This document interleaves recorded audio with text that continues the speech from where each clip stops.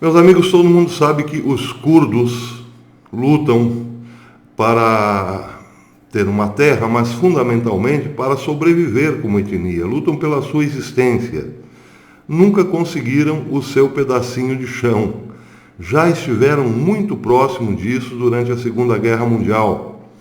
Em 1941, quando os Estados Unidos entraram para valer na Segunda Guerra, os curdos quase que tiveram a chance de ter o seu território próprio. Ali, dos anos 40 até o final, do começo dos anos 40 até o final da Segunda Guerra, houve sim uma possibilidade dos curdos terem algum território, um território próprio. Em 41, quando os Estados Unidos entrou na guerra, na Segunda Guerra, quando começou a enviar tropas para a Europa, o norte do Irã era ocupado pela União Soviética. O sul do Irã, o centro do Irã e o sul, e também o Iraque, eram ocupados pela Inglaterra.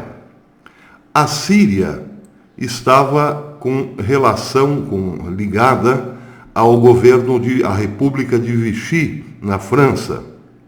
E a Turquia era neutra. A Turquia foi neutra a guerra inteira praticamente. Ela só aderiu aos aliados em fevereiro de 1945, ou seja, no último minuto de jogo.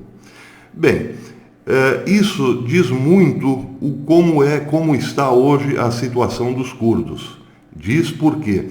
Porque os curdos que estavam na Síria estavam debaixo do protetorado da França.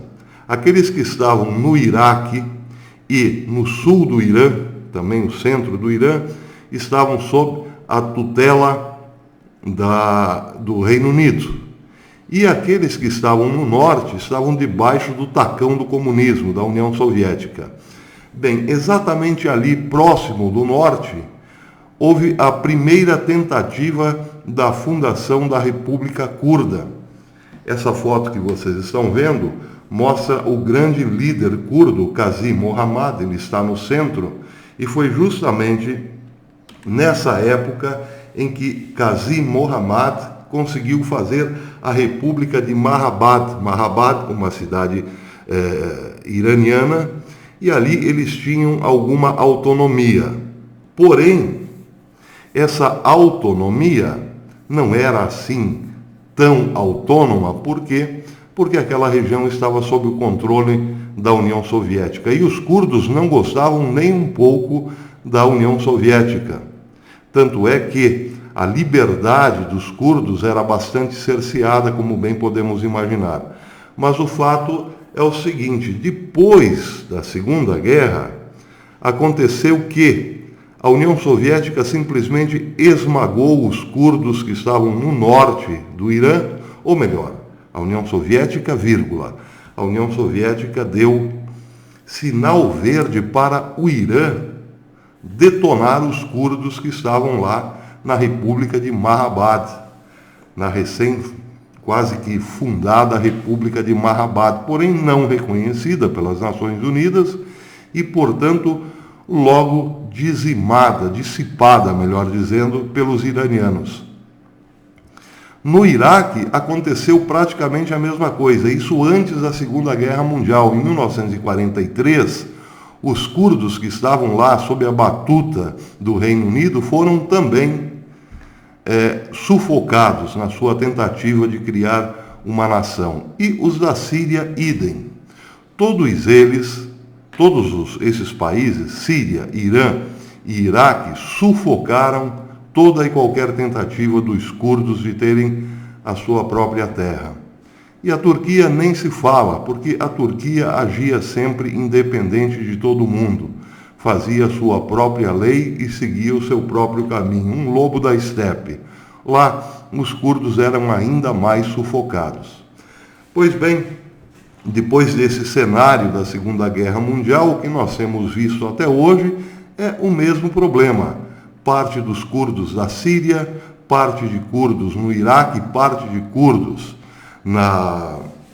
no Irã, são ainda bastante sufocados pelos governos ou pelos países em que se encontram. Com esse problema da retirada das tropas americanas da Síria, isso agrava ainda mais do que já foi grave no passado, principalmente na Segunda Guerra Mundial, a história dos curdos. Por quê? Porque os curdos, abandonados pelos Estados Unidos, foram atrás de quem? De Bashar al-Assad. Claro, Bashar al-Assad tem os seus próprios interesses, não está nem aí com o problema dos curdos. Viu a chance de recuperar novamente a integridade do seu território, ainda que lutando contra a Turquia, sob o argumento de defender os curdos. Acontece que, uma vez os turcos fora do território sírio, Bashar al-Assad colocará a sua pesada mão sobre os curdos. Esses, já no Iraque, têm o mesmo tratamento agora. A única possibilidade, por ironia do destino, a única possibilidade para os curdos, tal como na Segunda Guerra Mundial, é uma certa complacência do Irã. O Irã jamais permitirá que seu território, parte do seu território, seja dado para a formação de um Kurdistão. Mas agirá com alguma tolerância para os curdos muçulmanos, porque é preciso lembrar também que existem curdos cristãos. E aí, esses não teriam vida fácil no Irã. Mas, enfim, hoje os curdos correm um risco muito maior do que correram na Segunda Guerra Mundial. Porque se foram esmagados no Irã e parte da Síria, tiveram, de algum modo, uma vida relativamente boa na Síria, que tinha relações com a França. De lá para cá, muita coisa mudou, mas esse problema ainda está aí. Agora os curdos concentrados na Síria podem ficar todos eles debaixo da mão de Assad, que, como disse, depois de ter o seu território mais ou menos reconquistado, certamente não dará vida fácil aos curdos, porque é bom lembrar que os curdos, até algum tempo atrás, estavam do lado dos americanos. Bem, em relação à decisão de Donald Trump de impor sanções à Turquia, o Senado, tanto a Câmara Baixa quanto o Senado americano, acham que é fraco a tentativa a proposta de Donald Trump em relação à Turquia é fraca, portanto já estão pensando senadores republicanos e democratas em aplicar sanções mais pesadas. Bem, acontece que, como diz aqui uma matéria excelente do The Middle East Media Research Institute, um site judeu em língua árabe para países árabes, nenhum embargo econômico, nenhuma sanção econômica terá efeito sobre a Turquia. Por quê? Bem, porque, segundo o site, a Turquia será novamente salva por ninguém mais, ninguém menos do que o Catar. O Catar é interessante, eu vou até deixar a matéria aqui, a matéria é muito longa, levaria muito tempo para lê-la, mas a matéria diz exatamente o quanto o Catar é responsável pela sobrevivência política de Erdogan. Erdogan, há 2 anos atrás, estava em maus lençóis.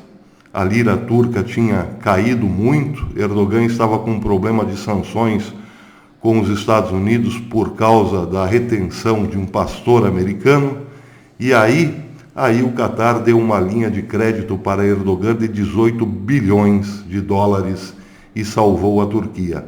A matéria diz que isso continuará acontecendo. Por quê? Porque, embora o Catar pareça amigo dos Estados Unidos, ele, por trás das aparências, tem feito de tudo para minar o poder americano na região. Ele tem colocado a Arábia Saudita contra os Estados Unidos e também os Emirados Árabes contra os Estados Unidos. A gigante Al Jazeera, por exemplo, tem apoiado desde muito tempo um ataque de forças rebeldes, ou leia-se aí terroristas, às refinarias da Arábia Saudita. Tem apoiado também abertamente o Irã na relação com os Estados Unidos.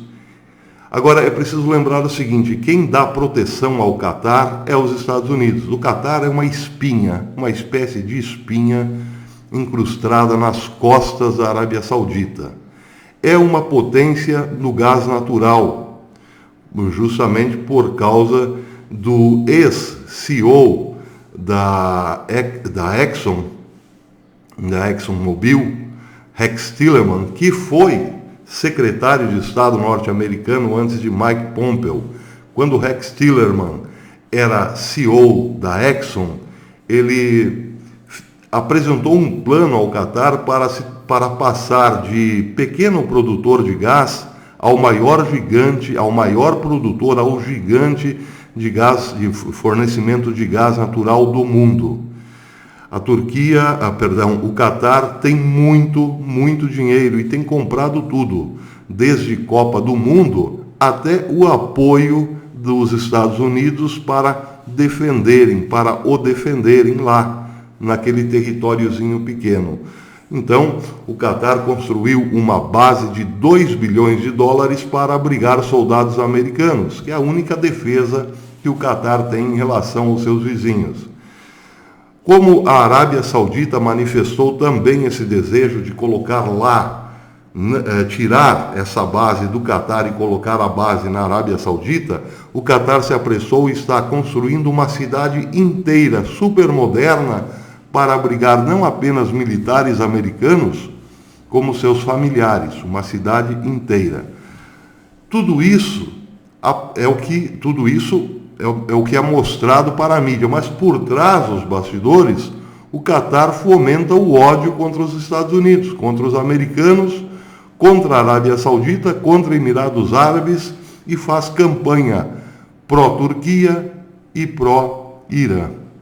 Dá para entender uma coisa dessas? Bem, esse não é o único problema. Há um problema ainda maior nessa história. O Catar envia todos os anos milhões de dólares para o Hamas. Pois é, para o Hamas. E aí o amigo pergunta, mas espera aí, a Israel não sabe dessa história? Sabe. O mais estranho de tudo isso é que Israel não só sabe, como autoriza o envio desse montante de dinheiro anual do Catar para o grupo terrorista Hamas, desde que esse dinheiro passe primeiro pela mão de algumas autoridades israelenses. Que interessante, não? E daí vem a complacência de Israel para com o Catar. O Catar financia um grupo terrorista dentro de Israel, praticamente dentro, na faixa de Gaza, mas não recebe nenhum tipo de sanção de Israel, desde que Israel saiba quanto dinheiro está indo e que esse dinheiro passe, de algum modo, por autoridades israelenses. Outro detalhe, vejam que interessante esse detalhe. É muito difícil, muito raro, uma emissora de televisão ter acesso aos bastidores das Forças de Defesa de Israel, IDF. Exceto Al Jazeera. Al Jazeera tem todas as regalias do mundo, faz entrevistas com militares de alta patente dentro das Forças de Defesa de Israel, mostra, inclusive, imagens que não são permitidas pelas Forças de Defesa de Israel, que sejam publicadas nem mesmo em sites israelenses, e Al Jazeera tem toda essa regalia. Muito interessante.